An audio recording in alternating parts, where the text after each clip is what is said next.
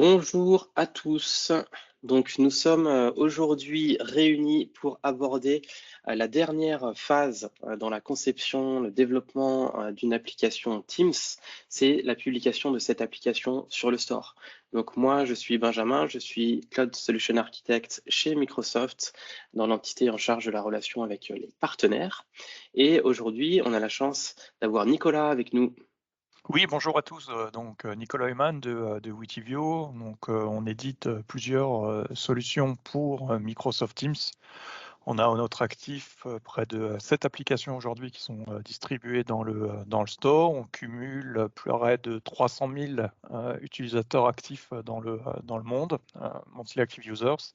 Voilà, donc c'est avec un grand plaisir de vous montrer justement et de partager avec Benjamin un véritable retour d'expérience sur comment gagner justement aussi du temps sur cette phase de publication qui est la dernière. Et comme finalement, comme dans la logistique, c'est toujours le dernier kilomètre qui est le plus compliqué. Top, bah, effectivement, cette application sur le store, j'imagine que, vous devez être, le partenaire qui avait le plus d'applications en quantité, sur le store, donc c'est parfait, de t'avoir avec nous pour aborder ce sujet. Donc effectivement, comprendre le processus de publication dans, on va dire, dans la théorie, c'est moi qui vais m'en charger aujourd'hui. Je vais y ajouter également les étapes de ce qu'on appelle le Microsoft 365 Compliance Programme. Vous verrez, c'est quelque chose d'important également. La partie plus retour d'expérience, c'est donc Nicolas qui va s'en charger, vous l'avez compris. Alors c'est parti, je commence par vous montrer ce diagramme qui est le diagramme qui est tiré de la documentation officielle sur le processus de publication. Donc vous retrouvez le lien sur la slide. Ce diagramme représente les différentes étapes qu'il faut considérer pour arriver à la publication à la fin de ce processus. Donc on va les détailler une par une et je vais vous faire quelques commentaires au fil de l'eau. Donc première étape, elle est très importante. C'est une étape qui commence pas finalement au moment où on veut publier, mais qui commence bien avant. Elle commence cette étape dès la phase de conception de votre application. C'est la prise en compte des différentes bonnes pratiques de conception et de développement d'une application Teams et la prise en compte de ce qui devient des prérequis quand on choisit de déployer son application sur le store. Vous le savez ou peut-être pas, on peut déployer une application Teams en dehors du store. C'est ce qu'on appelle side-loader une application pour un utilisateur particulier ou pour une organisation, un tenant Microsoft 365 particulier. Quand on fait ça, il n'y a pas de règle. On fait ce qu'on veut dans la limite de ce qu'il est techniquement possible. Par contre, quand on publie sur le store, Microsoft a une opinion sur ce qu'il veut voir comme application sur le store et donc on impose un certain nombre de choses. Ce sont ces différentes guidelines que vous allez retrouver sur ce lien. Donc ça, c'est très important d'en prendre connaissance dès le début de votre projet puisque ça peut, dans certains cas, avoir une implication sur des choix d'architecture, sur même des choix de use case que vous allez implémenter ou pas en fonction de ces guidelines. Alors aujourd'hui, elles sont très bien documentées, ces guidelines. Ça n'a pas toujours été le cas, Nicolas pourra en témoigner. Là, aujourd'hui, on a une page de documentation qui est plutôt pas mal avec des exemples, des choses, des exemples qui respectent les critères, des exemples qui ne respectent pas les critères, que vous puissiez juger de ce que vous souhaitez faire de votre côté, classés par catégorie qui représentent à la fois des éléments, on va dire, théoriques, la value proposition, Nicolas y reviendra tout à l'heure, les différents éléments techniques que vous allez pouvoir implémenter, les différents points d'extensibilité. Donc, je vous invite à vraiment bien prendre connaissance de cette page de la documentation. Elle est très, très importante. Je vais encore en rajouter une couche. C'est hyper important de la prendre vraiment depuis le début. Parce que c'est pas juste de la validation avec des critères et des cases à cocher, c'est aussi ce qui est nécessaire de faire en termes d'expérience utilisateur. Donc c'est pour ça que ça se prend en compte dès le début, parce que derrière, ça implique les développements que vous allez faire. On est d'accord, on est d'accord. Dernier point sur le sujet, il faut savoir que la publication d'une application Teams sur le store, ça utilise chez nous une mécanique un petit peu plus globale qui est la mécanique de la Microsoft Commercial Marketplace, sur lequel on a des policies, comment on traduit policies en français? Bon, si on n'y arrive pas, c'est pas grave, vous me comprenez. Assez général, des choses comme vous devez respecter la loi en vigueur dans votre pays ou ce genre de choses. Donc pour information, il y a une hiérarchie ici, c'est qu'il y a des guidelines par rapport à Teams qui s'appuient sur les policies globales de la Commercial Marketplace. Donc pour information, il y a deux niveaux. Celle qui est la plus pratique, c'est vraiment ces guidelines de côté Teams. Deuxième étape, cette fois on rentre dans les choses un petit peu plus concrètes par rapport à la publication en elle-même. Pour publier une application Teams, vous allez passer par un outil qui s'appelle Partner Center. Alors, il existe d'autres façons de publier son application Teams depuis, par exemple, ce qu'on appelle le développeur portal de Teams. Moi, je vous conseille de manuellement passer par Partner Center. Dans tous les cas, ça passera par ce chemin-là.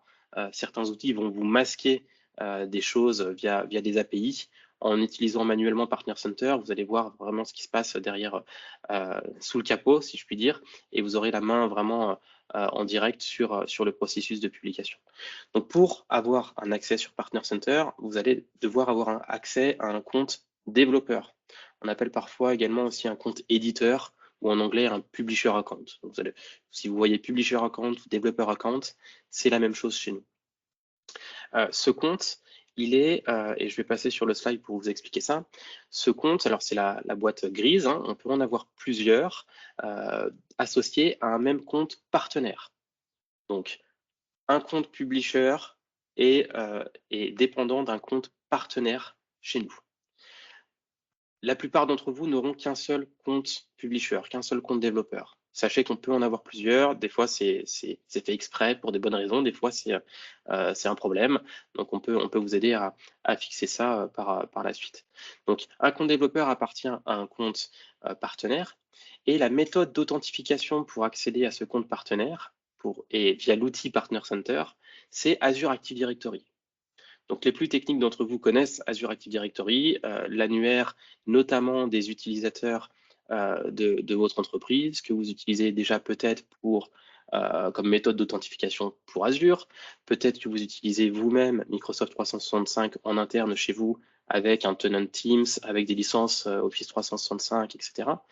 Peut-être que vous utilisez Dynamics 365, sait-on jamais. Donc, vous avez plein de raisons qui font que vous avez peut-être déjà un annuaire Azure Active Directory. Le cas échéant, il faut considérer cet annuaire Azure Active Directory comme vraiment un élément de production chez vous. C'est là où vous allez avoir vos différents utilisateurs qui ont pour vocation d'utiliser des outils Microsoft qui utilisent cet annuaire. C'est là où vous allez publier, enfin pas publier, vous allez enregistrer les applications Azure Active Directory qui correspondent à vos applications Teams. Ça va être nécessaire quand vous allez vouloir faire du single sign-on, du SSO, ou quand vous allez vouloir utiliser le Microsoft Graph. Si vous voulez des infos là-dessus, hein, on a fait une session dédiée sur le single sign-on.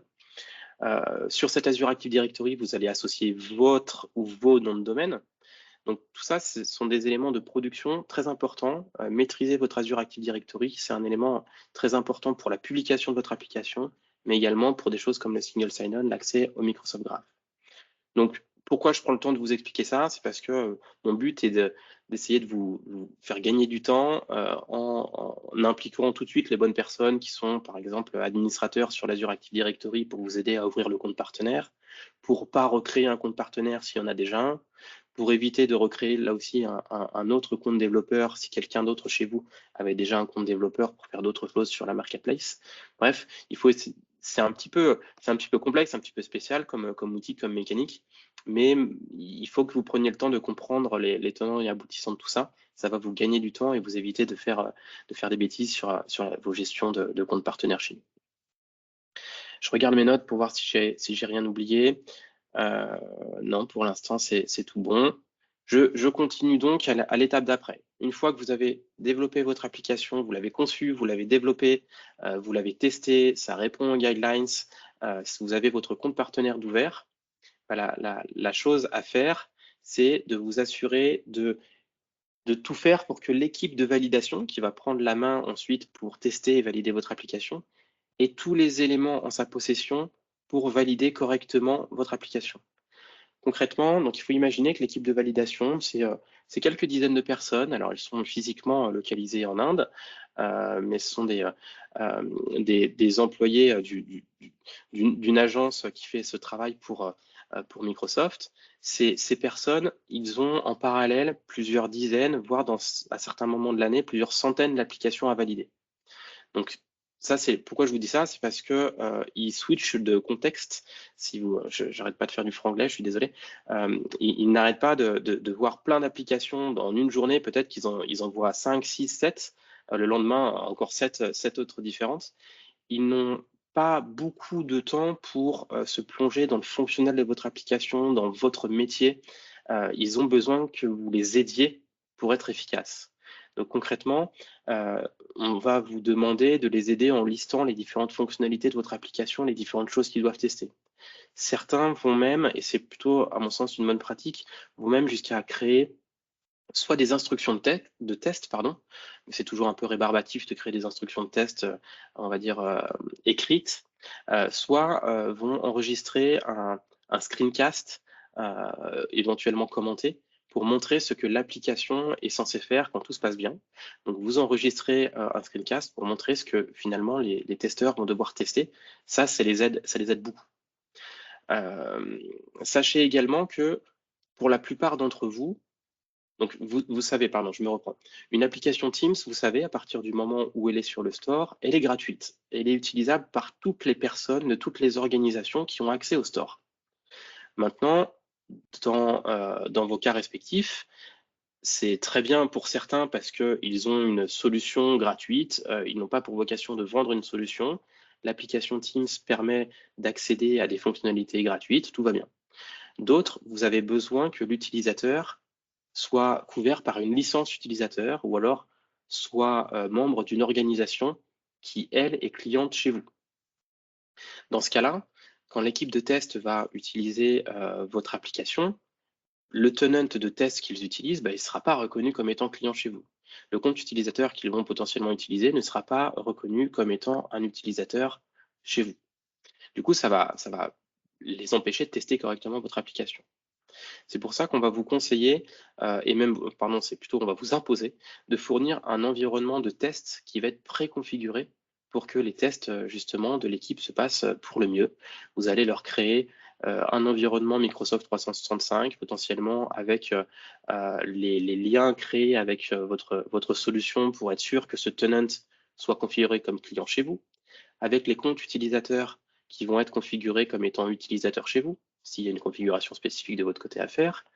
S'il y a des dépendances à des services tiers que votre application fonctionne, là aussi, il faudra les prévoir ces connexions-là. Bref, vous allez leur créer un environnement de test, on va dire clé en main, avec le minimum de choses à faire pour qu'eux puissent tout de suite tester votre application et non pas tester toutes les manipulations nécessaires pour mettre en place votre solution. Donc ça, c'est très important, c'est décrit dans cette étape de la documentation. Hein. À chaque fois, vous avez vu, j'ai un lien par slide, c'est le lien qui correspond à cette étape-là. Une fois que vous avez fait ça, vous avez créé un environnement de test pour l'équipe, vous êtes prêt à concrètement remplir les éléments dans Partner Center qui correspondent à votre application et qui vont être utilisés pour la publication. Donc ces éléments, c'est un certain nombre d'étapes qui sont disponibles dans l'outil. Il faut bien se rendre compte que ces étapes, elles vont permettre de remplir un certain nombre de choses, notamment de créer une fiche sur créer une page web sur un catalogue accessible publiquement qui s'appelle AppSource. Ce catalogue, vous le retrouvez sur appsource.microsoft.com. Vous allez retrouver plein de choses sur ce catalogue, mais notamment, vous allez retrouver l'ensemble des applications Teams qui sont disponibles sur le store. Donc, pour remplir cette page sur ce catalogue, on va vous demander des éléments comme les screenshots de votre solution, la description de votre solution, les marchés sur lesquels vous voulez que cette solution soit disponible et un certain nombre d'autres choses qu'on va détailler. Donc, il faut bien comprendre que Partner Center, c'est l'outil qui vous permet de lancer la publication de votre solution. Ça, lors de cette étape de création de l'application de Partner Center, vous allez préparer un certain nombre d'éléments qui vont se retrouver sur AppSource pour que les visiteurs d'AppSource, nos clients communs, puissent retrouver votre application. Je le précise, pourquoi? Parce que certains éléments vont être en doublon par rapport à ce que vous avez potentiellement déjà mis dans le manifeste de votre application. Vous savez, l'application Teams, concrètement, c'est quoi? C'est un fichier zip dans lequel vous avez un manifeste, éventuellement des manifestes de langue et 2-3 icônes en plus, mais c'est ce fichier manifeste.json qui est le plus important. Vous avez là des champs comme la short description ou la long description, ou alors même le nom de l'application. Parfois, ça va être en doublon avec ce que vous allez retrouver sur Partner Center. Alors ne soyez pas étonnés, c'est un petit peu dommage, c'est comme ça, je ne vous explique pas toute la raison, l'historique et les dépendances de systèmes externes qui font qu'on on en est à cette situation. Bon, c'est comme ça, il y a quelques champs qui sont en doublon. Ce que vous mettez dans Partner Center, ça se retrouve sur AppSource, le catalogue public des applications Teams, et ce que vous mettez dans le manifeste, dans le fichier zip de votre application, ça va se retrouver à l'intérieur de Teams, dans le catalogue interne dans Teams, ce qu'on appelle le Team Store, pour résumer. Nicolas a accepté que je mette des captures d'écran d'une de leurs solutions, qui s'appelle Calendar Pro, d'une de leurs applications, pour illustrer tout ça. Donc, vous voyez sur la gauche les différentes étapes que vous devez remplir. Le principe, c'est que chacune de ces pages, vous devez arriver à un statut à complete, si vous mettez votre Partner Center en anglais, ce que je vous conseille, soit dit en passant. Une fois que toutes ces pages sont à complete, vous allez pouvoir lancer la publication. Donc, première page ici, Product Setup. Vous allez déclarer si oui ou non il est nécessaire d'avoir un compte chez vous pour utiliser l'application. Ça nous permettra, nous, d'afficher est-ce que cette application est totalement gratuite et indépendante, ou alors est-ce qu'elle est dépendante d'une solution SaaS, par exemple. Vous allez ensuite pouvoir définir un CRM qui va être connecté à AppSource pour récolter les leads qui viennent d'AppSource. Si quelqu'un télécharge votre application depuis AppSource, qui est l'une des façons de télécharger votre application, vous allez recevoir un lead sur le CRM que vous aurez configuré ici. Deuxième page, alors très concrètement, c'est là où vous mettez le fichier zip qui correspond à votre application Teams, ce fameux package qui contient le manifeste de votre application. Ensuite, Properties, un certain nombre de propriétés qui sont importantes pour votre application et la façon dont elle apparaît sur AppSource. Vous avez la possibilité de choisir jusqu'à 3 catégories dans lesquelles vous voulez apparaître et être associé. Vous cochez ensuite la case Apps. Éventuellement, vous cochez des industries pour ceux d'entre vous qui ont une application qui est dédiée pour une industrie spécifique. C'est très courant que ça ne soit pas le cas. Et donc, finalement, vous êtes cross-industrie, vous vendez à n'importe quel type de client, quelle que soit l'industrie dans laquelle ce client évolue. Dans ce cas, vous ne cochez rien. Vous ne cochez pas tout, vous ne cochez rien. Et si vous êtes spécifique à une industrie, vous cochez l'industrie en question. Vous avez encore des propriétés ensuite, notamment l'endroit où vous allez mettre vos conditions d'utilisation, votre lien par rapport à vos politiques de gestion des données et de la privacy, de la confidentialité, et le lien support également. Ça, c'est important d'avoir les mêmes informations entre ce que vous mettez ici et ce que vous mettez dans le manifeste. Là, il y a un sujet en doublon ici, mais c'est normal. Il faut que les informations soient cohérentes. Nicolas, tu veux Petit point ajouter quelque chose? important justement sur la page de support. Sur cette page-là, il faut bien qu'il y ait soit un formulaire de contact, mais également une adresse mail. Donc un formulaire uniquement ne suffit pas, il faut qu'il y ait également une adresse mail. Et il ne faut pas que ce formulaire soit, en tout cas que cette page soit, encore une fois en anglais, soit gatée, c'est-à-dire qu'elle soit accessible que à travers un login mot de passe une fois que quelqu'un est client chez vous. Toujours dans la logique où votre application Teams est disponible à tout le monde, donc tout le monde est censé pouvoir vous contacter s'ils ont des problèmes de support. Alors peut-être que ça ne fera pas de sens si quelqu'un vous contacte pour obtenir du support alors qu'il n'est pas client chez vous. C'est pas grave, on ne veut pas le savoir. Vous avez une application Teams, vous êtes censé la supporter. Oui, le support, c'est aussi en mode je veux avoir des infos complémentaires. Ça peut arriver également. Ouais. Ouais, vous avez des clients qui vous contactent de cette façon-là? Oui, Enfin, des directement, ça va prospects. quand voilà, c'est une page, voilà, c'est pas support technique ou support d'aide en cas de problème, c'est une page vraiment, comment que je veux vous contacter. Mm. On continue. Marketplace Listings. L'interface est un petit peu particulière ici. Vous allez choisir les langues sur lesquelles vous voulez apparaître dans une liste des langues que nous supportons. Et ensuite, ça vous crée cette liste ici. Là, on voit toutes les langues qui ont été choisies par Witivio pour l'application Calendar Pro. Et ensuite, vous cliquez sur la langue pour accéder à une page spécifique par langue. Et sur cette page, c'est ici que vous allez choisir le nom de votre application dans cette langue particulière, le summary qui doit correspondre à la short description dans le manifeste, la description qui doit correspondre à la long description du manifeste, et un certain nombre de mots-clés. À noter, voilà, quand je dis que la description, par exemple, doit correspondre entre la long description et la description ici, ça doit correspondre, mais il y a un petit piège, sinon ce serait trop facile. Ici, le langage, si je puis dire, de formatage de la description, c'est de l'HTML. Comme vous le voyez ici, il y a des tags HTML qui sont utilisés. Dans le manifeste, c'est du Markdown. Donc, dans Teams, c'est du Markdown. Sur AppSource, c'est de l'HTML. Donc, l'équipe de validation, elle ne va pas regarder à l'octet près si c'est la même chose, parce que ce ne sera pas la même chose. Par contre, elle va regarder si le contenu du texte est similaire. Donc, il y a un petit peu de travail ici pour être sûr que ça soit le cas. Sur cette page de listing, il y a également les différents logos et les différents screenshots. Potentiellement, les screenshots, vous pouvez les avoir dans plusieurs langues, donc c'est pour ça qu'ils sont sur ces pages-là. Éventuellement, une vidéo également. Prenez vraiment pour soin de cette page-là comme le point d'entrée. Vraiment, vos équipes communication marketing doivent travailler là-dessus parce que voilà, hein, c'est ce que l'on voit en premier.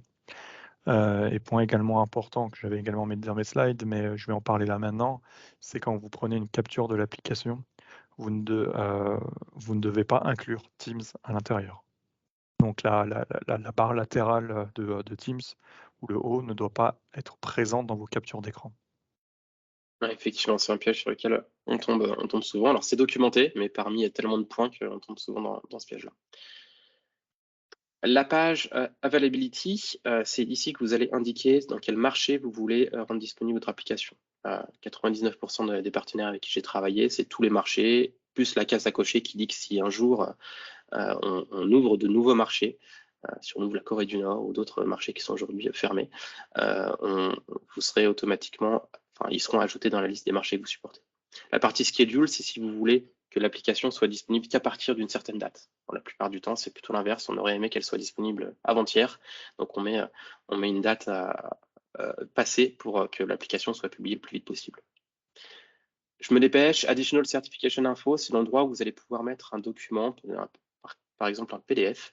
Enfin, je crois d'ailleurs c'est obligé un PDF, où vous allez détailler step by step ce que les testeurs doivent faire. Dans certains cas, vous mettez simplement l'URL d'une vidéo ou l'URL d'un document que vous avez hosté ailleurs, si vous n'êtes pas obligé d'utiliser vraiment le PDF sur la plateforme ici.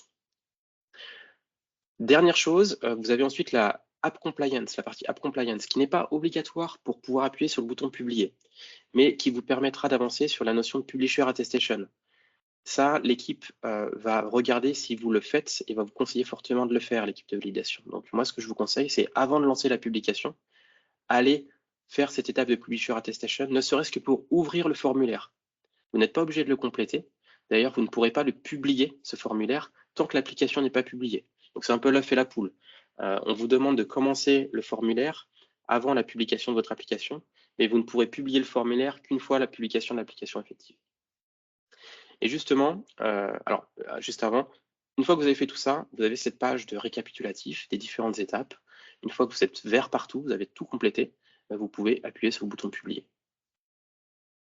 Une fois que c'est fait, vous avez la possibilité, vous allez être recontacté par l'équipe de validation. Dans 99,9% des cas, ils ont quelque chose à dire. Donc ne pensez pas que c'est fini une fois que vous avez appuyé sur le bouton Publish. Vous allez avoir 1, 2, 3, 4, 5, un minimum, mais autant d'allers-retours que nécessaire avec l'équipe de validation. Ces allers-retours, ils vont se faire par email. Donc sachez-le, c'est un peu spécial comme mode de fonctionnement, mais ils créent un thread par email. Ils font toujours des reply all, donc n'hésitez pas à mettre des gens en copie. Ils respectent plutôt bien le thread. Ils vous disent tous les éléments qu'ils ne vont pas ou sur lesquels ils ont des questions, sur lesquels ils ont des recommandations. Moi, ce que je vous conseille, c'est de répondre, une fois que vous avez l'ensemble des corrections apportées, l'ensemble des réponses aux questions que vous avez apportées, bah, vous leur répondez. Vous faites vous-même un reply all et vous répondez issue 1, fixé. Issue 2, si ce n'est pas obligatoire, vous pouvez dire on ne fixera pas dans cette version. Issue 3, voici la réponse à la question que vous m'avez posée, etc., etc. Vous faites ça sur toutes les issues qui ont été remontées. Et 1 à 2 jours plus tard, en fonction de la charge de l'équipe, ils vous répondent en disant OK, voici la nouvelle liste des issues qu'on a. Certaines sont nouvelles, certaines sont des régressions, certaines sont des issues qui n'ont finalement pas été fixées. Et vous faites cet aller-retour jusqu'à ce que l'équipe n'ait plus rien à vous dire finalement. Ça peut prendre quelques semaines, enfin ça prend quelques semaines. Pour les plus rapides, 3-4 semaines. Pour les plus lents, j'ai vu malheureusement plusieurs dizaines de semaines dans certains cas. L'équipe est plutôt réactive. Donc si vous voulez que ce processus soit le plus court possible, c'est à vous de faire le nécessaire pour répondre le plus vite possible à leurs recommandations. Et si vous avez fait le travail en amont de bien travailler justement par rapport aux guidelines, aux policies du store, plus vous avez fait ce travail en amont de vérifier que vous êtes bien compatible avec toutes ces guidelines, moins l'équipe aura de choses à vous dire et plus le processus de publication ira vite. Et une fois que vous avez fini ce thread d'email avec l'équipe, qu'ils n'ont plus rien à vous dire, ils vont vous informer que vous pouvez publier sur Partner Center à nouveau et que cette fois, il n'y aura plus d'échange par email, ça sera publié effectivement quelques jours après. Dernier point, et après Nicolas, je te laisse la main, le temps passe trop vite, le Microsoft 365 App Compliance Programme. Il y a 3 étapes supplémentaires qui sont pour certaines obligatoires, d'autres non. La première, c'est la Publisher Verification. À partir du moment où vous avez besoin de faire du single sign-on, ce qui est une très bonne pratique, je vous encourage à mettre du single sign-on dans votre application. Ou si vous faites des appels au Microsoft Graph, vous allez avoir une application, votre application va avoir une identité sur Azure Active Directory. Cette identité va pouvoir être vérifiée si vous faites correctement l'association entre ce qu'on appelle App Registration dans Azure Active Directory et votre compte partenaire. Donc là, il y a une manipulation à faire. Ça se passe bien généralement quand vous êtes sur le même Azure Active Directory, que votre compte partenaire a été vérifié, que vous avez bien mis en place la double authentification sur le compte utilisateur que vous utilisez pour faire cette manipulation. Des fois, il y a un ou deux prérequis qui ne sont pas respectés. Dans ce cas, ça peut être un petit peu difficile. N'hésitez pas à revenir vers nous s'il y a le moindre problème. Ensuite, il y a l'attestation. C'est la deuxième étape, la Publisher Attestation. C'est ce qu'on a vu sur Partner Center. Vous allez avoir à répondre à un certain nombre de questions sur la façon dont vous répondez à certains points de sécurité, de compliance, de gestion des données personnelles. C'est que du déclaratif, comme son nom l'indique, c'est une attestation. Nous, ça nous permet d'afficher à nos clients communs, je crois que j'ai une petite, ouais, ça nous permet, c'est le cadre jaune en bas, ça nous permet d'afficher les réponses à ces questions de la même manière pour toutes les applications du store. On ne juge pas les réponses que vous faites, on se contente de les afficher à nos clients communs. Troisième étape, c'est l'étape de certification. Là, c'est quelque chose de beaucoup plus poussé. On va faire un audit d'un certain nombre de points de sécurité et de compliance chez vous. On va même jusqu'à payer un partenaire pour qu'il vienne faire un test de pénétration chez vous. C'est quelque chose qui est relativement lourd, que tout le monde ne fait pas, tous les partenaires ne font pas, qu'on va faire si on a en face de nous en tant qu'éditeur, si on a un client vraiment très, très demandeur de ces choses-là d'un point de vue sécurité. Voilà, il y a quelques applications en France qui l'ont fait, donc ne considérez pas ça comme un prérequis. On aura l'occasion, j'imagine, d'en parler ensemble si jamais vous vous lancez dans cette étape-là. Nicolas, je te laisse un quart d'heure, j'espère que ça va suffire. Pas de problème, merci Benjamin. Donc voilà, je vais vous partager vraiment un retour d'expérience parce que voilà, on a quand même publié nous pas mal d'applications et l'objectif c'est vraiment de vous partager comment effectivement gagner du temps et d'éviter d'être déçu et d'être un peu ronchon, si vous me permettez. Alors première chose qui paraît toute bête, mais moi en tout cas, même malgré nos 7 applications, on a quand même été confrontés. Il faut que votre application doit apporter une valeur complémentaire à Microsoft Teams. Si l'équipe de validation ne la perçoit pas, eh ben, ils vont vouloir rejeter et après il va falloir effectivement batailler et donner des arguments pour dire bah oui mais attends, dans mon application elle me permet ci, ça et ça, etc. Donc voilà, il faut vraiment qu'elle apporte une valeur complémentaire et pas juste récupérer des informations de Microsoft 365 ou autre chose. Voilà, il faut qu'elle apporte vraiment quelque chose de complémentaire. Petit point, et pour éviter aussi toujours les allers-retours par mail avec l'équipe de validation, il existe un petit tool qui permet de valider le manifeste, vérifier que les icônes soient bien présentes, que les descriptions également, qu'il y ait bien les URL. Bref, avant chaque publication, passez-le. Ça vous fera gagner quelques jours bien précieux. Également, au point de vue du manifeste, certes, c'est travaillé généralement par la communication, le marketing, mais en tout cas, la description, elle doit réellement correspondre aux fonctionnalités de votre application. Donc, si vous, dans votre manifeste, vous dites que l'application, elle fait ça, il faut vraiment qu'elle le fasse. Et l'équipe de validation, elle lit réellement hein, le contenu, et puis elle va vérifier si ça correspond réellement à la réalité. Donc ça, c'est un point hyper important aussi. Est-ce que je peux ajouter quelque chose? Ne confondez pas les fonctionnalités de votre solution avec les fonctionnalités de votre application. Dans certains cas, vous avez une solution SaaS qui fait A, B, C et D, et votre application ne permet que d'accéder à la fonctionnalité A. Dans ce cas, dans la description de votre application Teams, vous devez décrire que vous supportez cette fonctionnalité-là. Vous ne devez pas évoquer les autres fonctionnalités puisqu'elles ne sont pas accessibles depuis l'application Teams. Effectivement. Petit point également, souvent par rapidité ou par manque d'imagination, je ne sais pas les bonnes raisons, eh ben, on prend effectivement dans le manifeste la description courte, qui est assez courte, hein, d'ailleurs, je ne sais plus le nombre de caractères exactement en tête, mais voilà, généralement c'est une phrase ou deux maximum. Et généralement, ce que l'on fait, ce que beaucoup font, c'est voilà, on prend cette même phrase et puis on va la mettre dans la description longue et puis on continue. Ça, non, il faut vraiment que ça soit complètement différent. Également, dans votre description, n'utilisez pas juste le mot Teams. Le vrai nom officiel du produit, c'est Microsoft Teams. C'est pas Teams. Donc, si vous l'indiquez à l'intérieur, indiquez bien Microsoft Teams.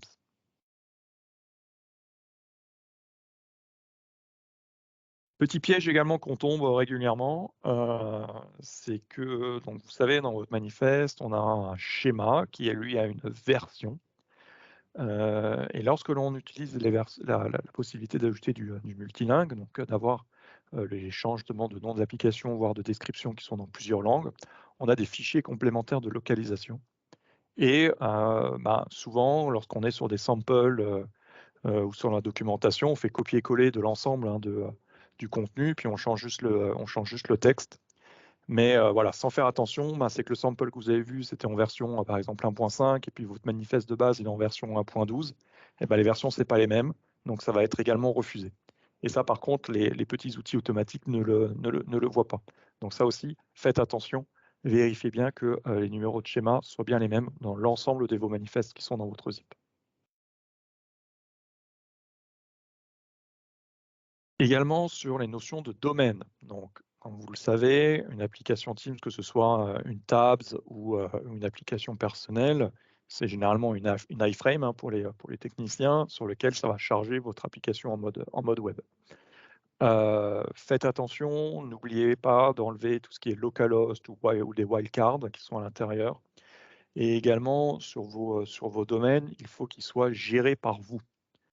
Si par exemple, pour X raison, vous souhaitez afficher un contenu qui provient d'un autre site, d'une autre solution, voire même peut-être d'un SharePoint Microsoft ou je ne sais quoi, ça ne marchera pas et ça sera refusé par l'équipe de validation. Il faut vraiment que les domaines qui sont à l'intérieur soient gérés par vous.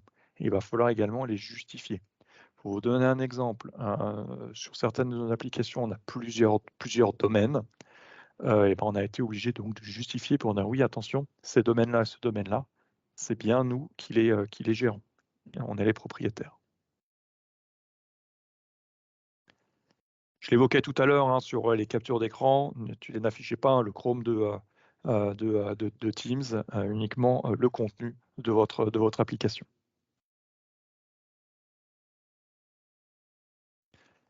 De la même manière que ce soit dans AppSource, mais également dans le manifeste, envoyez un descriptif clair. C'est vraiment la page vitrine de votre application. Et il faut qu'elle soit vendeur. Les gens, effectivement, vont voir les captures d'écran, vont voir le texte, ils vont le lire. Donc, il faut que ça soit simple, lisible et engageant pour que ça donne envie à l'utilisateur de cliquer « Oui, j'installe l'application ». De la même manière, Benjamin l'a expliqué, mais je le redis, dans AppSource, vous allez pouvoir positionner de l'HTML. Dans le manifeste, ça sera du Markdown. Donc, vous allez pouvoir, à l'intérieur, positionner du texte en gras, en italique et mettre des bullet points. Donc, ça, c'est un point qui est intéressant. Par contre, Et vous attention. devez gérer les URL également dans ces descriptions. Dans le Markdown, utiliser la balise lien. Ouais. Parfois, c'est un point qui est remonté par l'équipe de validation. Si vous avez des liens, il faut les rendre cliquables. Et puis vous allez gagner également de la place, parce que voilà, la description full, c'est uniquement 4000 caractères. Donc ça sera déjà ça de gagner. Attention également, les emojis, par contre, eux, sont interdits à l'intérieur. Donc il faut vraiment que ce soit uniquement du texte. C'est vrai que ça peut être assez pratique de mettre les petits emojis avec le pouce ou des choses comme ça pour pointer des éléments importants. Malheureusement, ça sera refusé. Alors, un point qui peut paraître, je ne sais même pas comment le dire, simple, clairvoyant, mais il faut que votre application, faut qu'elle marche. Elle est vraiment testée de fond en comble. Ils vont tester tous les boutons, ils vont regarder les libellés. Si la libellé correspond bien à la fonctionnalité que vous faites, ils vont tester tous les boutons. Ils vont mettre du texte à rallonge, ils vont mettre pas de texte du tout dans les champs. Voilà, c'est vraiment c'est pas que de la validation sur leurs règles. Il faut que l'application fonctionne de A à Z. Donc ça, c'est vraiment important. Faites bien votre recette et vos tests fonctionnels avant la publication. Parce que voilà, comme à chaque fois, c'est que s'il y a un petit bug ou un petit quelque chose, vous allez reprendre 3, 4 jours, voire un petit peu plus aussi, en fonction aussi de leur taux d'activité. Et ça peut vite être ennuyeux de perdre tout ce temps. Donc, il faut vraiment que votre application soit nickel. Petit tip and tricks aussi, si vous devez vous connecter dans votre application à un compte et que vous n'utilisez pas le SSO, donc il faut bien utiliser des boutons pour pouvoir se connecter, mais également pour pouvoir se connecter. Mais également le texte sur ces boutons-là est hyper important. Si vous utilisez le texte login, il faut bien que votre bouton ne soit pas logout. Et faites pas un bouton login et sign out. Ça sera refusé parce que ce n'est pas la même logique derrière. Donc, c'est des petits trucs, mais utilisez bien en tout cas ces actions. Et si vous vous connectez en dehors du SSO, proposez bien un bouton logout. Et de manière contraire, si vous utilisez le SSO, ce qu'on vous recommande quand c'est possible, vous ne devez pas avoir de bouton de login ou de logout, sign in, sign out, parce que ça n'a pas de sens. Si vous utilisez le SSO, utilisez-le vraiment.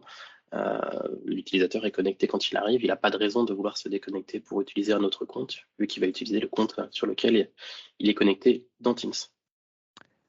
Point également, parler d'applications fonctionnelles et qui vont vraiment de fond en comble. Si vous avez un formulaire où vous devez remplir 3 champs texte et un bouton sauvegarder, si on ne remplit aucun texte et qu'on clique sur sauvegarder, il faut absolument que l'application mette en surbrillance avec les astérix. Attention, ce champ-là est obligatoire.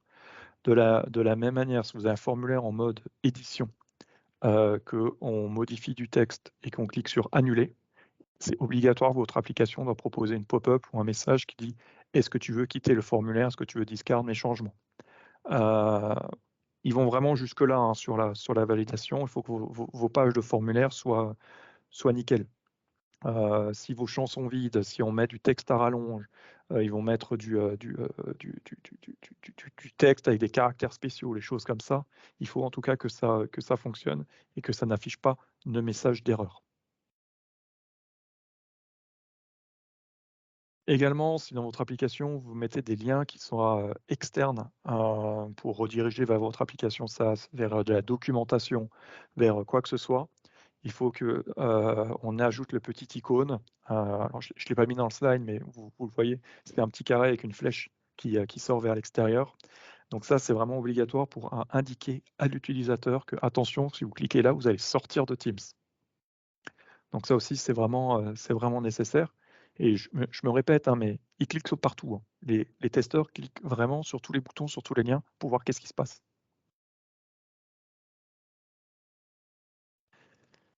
Également, les applications, elles seront testées sur un tenant Office 365 qui est vierge.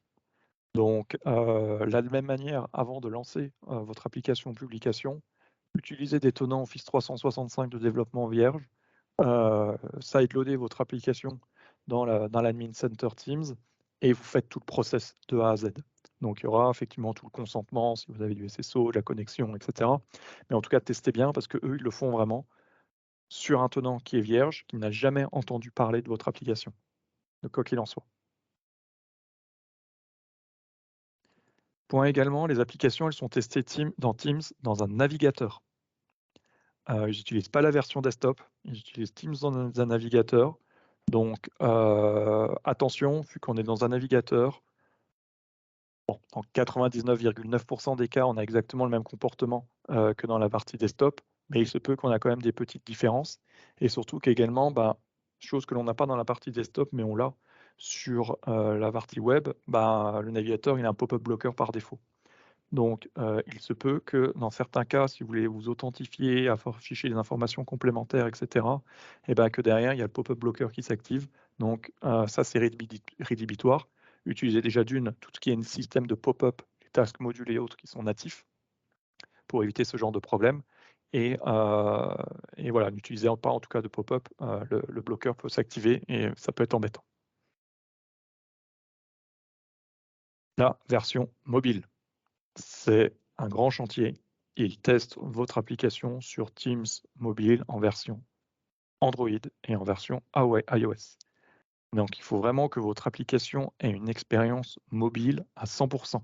Si vous avez des formulaires, il faut que votre formulaire sur desktop s'affiche correctement et il faut qu'il soit tout aussi utilisable sur la version mobile, que ce soit sur Android et iOS. Peut-être dans certains cas, vous allez avoir des différences parce que voilà, les moteurs aussi sont différents. Donc, prenez bien ça en compte, mais également au travers de l'ergonomie, des messages, etc.